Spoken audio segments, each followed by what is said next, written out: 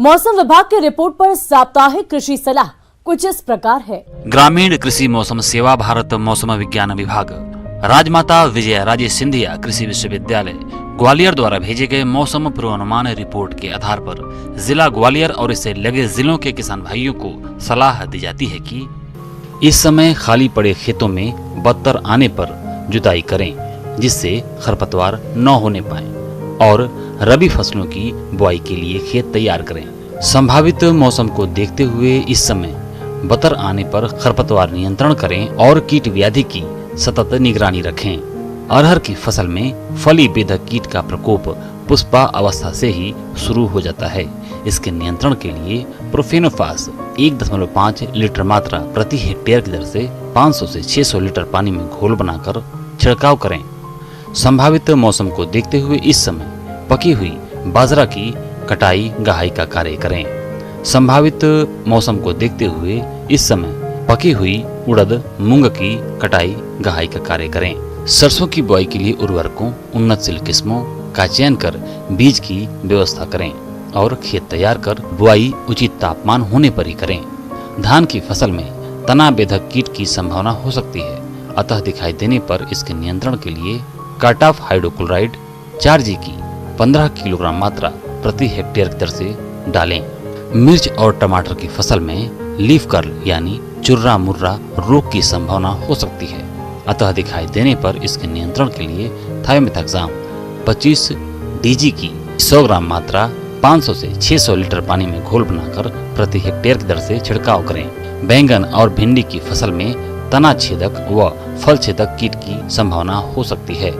दिखाई देने पर इनके नियंत्रण के लिए ग्रसित फलों को तोड़कर पहले नष्ट कर दें और उसके बाद स्पाइनोसेट 48 EC दवा की 1 मिलीलीटर मात्रा प्रति 4 लीटर पानी के हिसाब से घोल बनाकर छिड़काव करें। पशुओं में इस समय अफरा रोग अधिक मात्रा में हरा चारा खिलाने से हो जाता है, अतः अफरा रोग होने पर इसकी रोकथाम के लिए टिम्पाल या ब्लोटोसिल दवा 200 मिलीलीटर प्रतिदिन प्रति पशु के हिसाब से दें। लंपी वायरस को लेकर मध्य प्रदेश सरकार हाई अलर्ट पर है। वायरस से निपटने के लिए सरकार ने टोल फ्री नंबर 1962 के साथ एक अन्य नंबर 0755 276 7583 जारी किया है।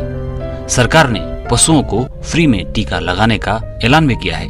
पशुपालक भाइयों, यदि आपको अपने पशुओं में हल्का बुखार, मुंह से अत्यधिक लार और आंख नाक से पानी, पैरों में सूजन, शरीर पर गांठें और दुग्ध उत्पादन में गिरावट के साथ गर्भित पशुओं में गर्भपात जैसे लक्षण दिखाई दें तो आप तुरंत ही अपने नजदीकी पशु चिकित्सालय या फिर इन दिए गए नंबरों पर संपर्क कर सकते हैं।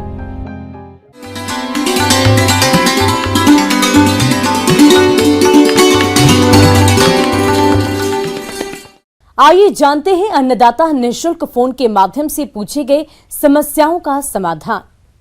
अन्नदाता निःशुल्क फोन संपर्क सेवा के माध्यम से पूछे गए प्रश्नों में से आज हमने जिस प्रश्न को कार्यक्रम में शामिल किया है उसे पूछा है ग्राम मेजोर, जिला इंदौर के कृषक सुरेंद्र पाटीदार ने। ये मुर्गियों में कॉक्सीडियोसिस रोग की रोकथाम के बारे में जानकारी चाहते हैं। तो सुरेंद्र पाटीदार जी, आपकी जानकारी के लिए प्रस्तुत है कार्यक्रम का ये अंश। कॉक्सीडियोसिस नामक बीमारी जो मुर्गियों में होती है और अन्य पशुओं में भी होती है, तो इसमें ख़ास तौर से ये देखा जाता है जिसे हिंदी में हम खूनी दस्त भी कहते हैं। खूनी दस्त कहने का मतलब हुआ यानी कि डायरिया के साथ ब्लड भी आए। तो इसे जानने के लिए आपको खूनी दस्त के लिए आप मुर्गियों में देखेंगे कि मुर्गियां जो है वो सुस्त पड़ जाती हैं और साथ में भोजन ग्रहण करना भी कम कर देंगे।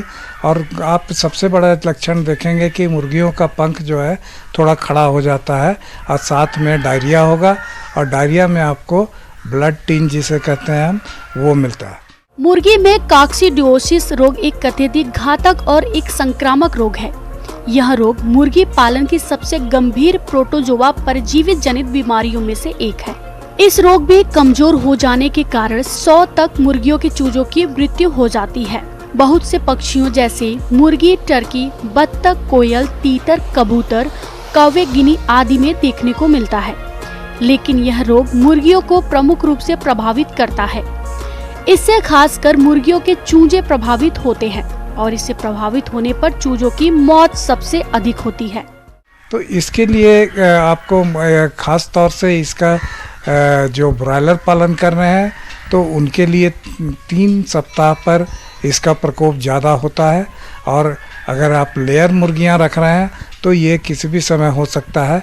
और इसके होने का कारण ये है कि कॉक्सीडिया एक परजीवी है जिसके अंडे आपके लीटर यानी कि जो बिछावन मुर्गियों का बिछाते हैं, अगर उसमें नमी है तो उस समय आपको ये मुर्गियां जो है वो भोजन के साथ में उसके अंडे को भी ग्रहण कर लेती हैं और वो उसके शरीर में जाकर आंत में ये कॉक्सीडिया जो है मल्टीप्लाई करता है और साथ में इनको एक इंटेस्टाइन के अंदर में आपका, तो इस तरह के, और एक साथ में हो सकता है कि बहुत ज़्यादा तादाद में आपकी मुर्गियां या चूजे मरने लगें, तो आप इसका पोस्टमार्टम अवश्य कराएं।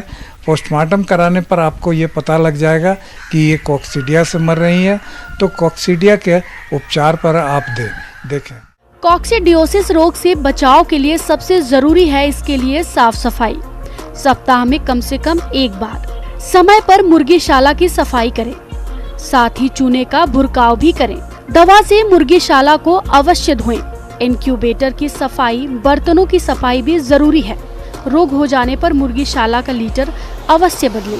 बीमारी बचाने के लिए समय पर मुर्गियों का टीकाकरण कराएं। रोगित पक्षियों पर तत्काल ध्यान देना चाहिए और रोग से मरे हुए पक्षियों को गड्ढे में दबा देना या जला देना चाहिए।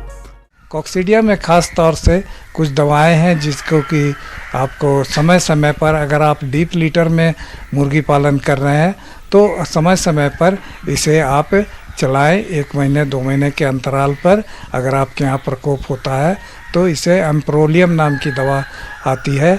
एम्प्रोलियम आप इसे पानी में घोल कर भी दे सकते हैं। इसकी कुछ दवाएं हैं जो पाउडर फॉर्म में आती हैं, उनको आप दाने के साथ मिक्स कर सकते हैं, यानी कि 50 ग्राम प्रति क्विंटल दाना पर अगर देंगे तो इससे है कि ये कॉक्सीडियोस्टैट का काम करेगा, यानी कि कॉक्सीडिया के अंडे को पनपने नहीं देगा, जिससे कि आपके मुर्गियों की रक्षा हो सकती है। तो पानी में या इसके दवा को अगर पानी में दे रहे हैं तो कम से कम 3 दिन अवश्य चलाएं। 3 दिन तक के बाद ही, ऐसा नहीं कि 1 दिन दवा देकर छोड़ना नहीं है। और इससे करने पर और बचाव के लिए आप लीटर का मैनेजमेंट समय समय पर, आप जो बिछावन बिछाए हैं उसमें आप चूना मिलाकर उसे उलट पुलट करें, तो इससे उसके अंदर का मॉइस्चर ख़त्म होगा। खास करके बरसात शुरू होने पर इस बीमारी का प्रकोप ज़्यादा होता है। इन बातों का आप ध्यान रखेंगे तो कॉक्सीडिया से निजात